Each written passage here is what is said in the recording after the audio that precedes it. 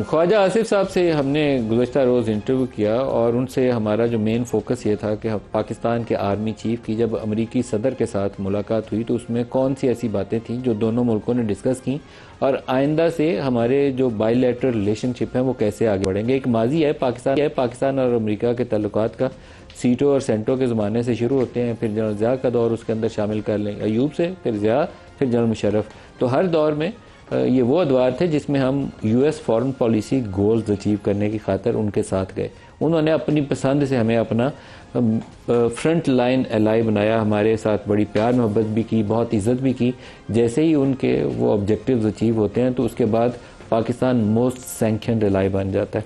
तो अमेरिका अभी जब दोबारा कहता है, दोहरा के कहते हैं ट्रंप साहब कि आई लव पाकिस्तान, तो आई लव पाकिस्तान के साथ एक वो जो पिछले 70-75 साल की तारीख है मेरे सामने वो आ जाती है कि अभी तो ये आई लव कह रहे हैं, तो ये जो भी इनके ऑब्जेक्टिव्स हैं इस रीजन के हवाले से या रीजनल सिक्योरिटी के हवाले से, once they achieve those objectives फिर पाकिस्तान के साथ ये क्या करेंगे और वो ऑब्जेक्टिव्स या वो गेम प्लान है क्या, उसको अनफोल्ड होना चाहिए ताकि हमें भी पता चले कि इनके अज़ाइम इस खित्ते के हवाले से क्या है। पाकिस्तान ने जब उनको पीस प्राइज़ के लिए जिक्र किया तो वो भी एक सवालिया निशान था। एक तरफ गज़ा में 55,000 मुसलमानों की शहादत हो चुकी थी, छोटे छोटे बच्चे थे जो भूख और अफलास और किसी का बाजू नहीं है और किसी का हाथ नहीं है, वो सूरत हाल थी। ईरानियन अटैक को वो सपोर्ट कर रहे थे और हम पीस प्राइज़ की बात कर रहे थे, तो बहुत ज़्यादा सवालिया निशान सामने आ जाते हैं। तो डिफेंस मिनिस्टर से कम्प्रीहेंसिव इंटरव्यू था, बहुत सारे सवालात को उन्होंने जवाब दिए। उसमें से मैं ये दो छोटे छोटे से जुमले उनके मैं आपको सुनवाना चाहूँगा, फिर आज के प्रोग्राम का दिखाइएगा।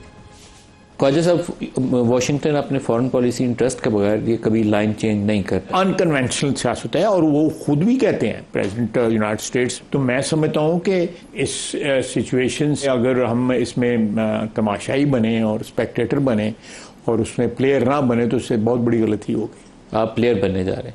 प्लेयर हम हैं इस वक्त। सर आप तैयार हैं? इब्राहिम अकॉर्ड्स के ऊपर प्रेशर आएगा तो आप क्या करेंगे? हम अपना इंटरेस्ट वॉच करेंगे। ख्वाजा साहब के दो जुमले बहुत ही मीनिंगफुल हैं और बहुत इंपॉर्टेंट है पाकिस्तान की स्ट्रेटिजिक जो भी रिलेशनशिप होगी अमेरिका के साथ उस हवाले से।